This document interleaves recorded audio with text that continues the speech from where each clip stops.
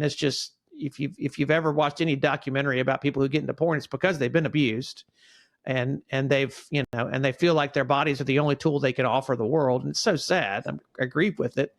And there's a very short shelf life on their sex appeal, right? In terms of their But the only way to get with a porn star is to have a lot of money, and you might get a night out of it, maybe. And so if you're objectifying this ideal, beautiful woman, it almost increases your shame, versus when you're objectifying someone who's just ordinary, or maybe a little older, or maybe a little more normal, quote unquote normal. We know normal is a setting on the dishwasher, not a reality. It's just what we've experienced. And so there's this idea of, I can maybe be with this person in real life. Maybe there's more hope in this arousal template than in some other more distant, foreign, fantastical arousal templates. Yeah.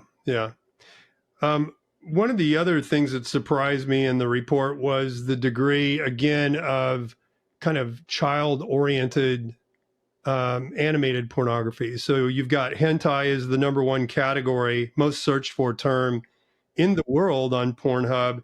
But then shortly down from that, ranking number 11 is animated. And then you go down even further, 24 is cosplay.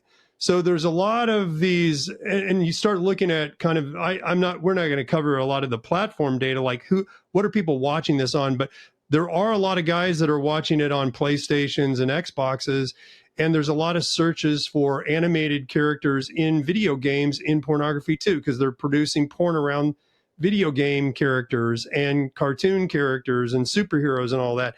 And so to me, this is very sexualized, young teenage, maybe even 8, 9, 10-year-old kids that are actually somehow getting access to this content, and it's created and produced, directed at them. So that's a little interesting.